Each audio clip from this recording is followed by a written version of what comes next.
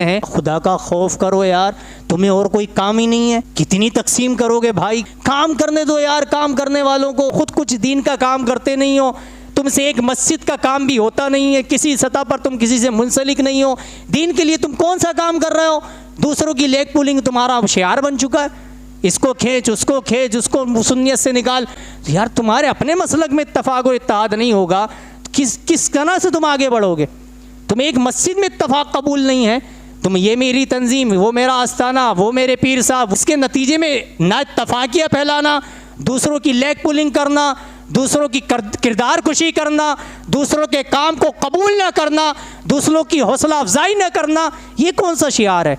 ये मुसलमानों का शियार तो नहीं है। जिस जगह भी आप वाबस्ता हैं बिल्कुल आप पकड़ कर रखिए, वाबस्ता रहें, लेकिन दूसरे के मुस्बत काम को भी आप फराग दली के साथ कबूल नहीं कर सकते तो कम अज़ कम भाई बर्दाश्त ही कर लें।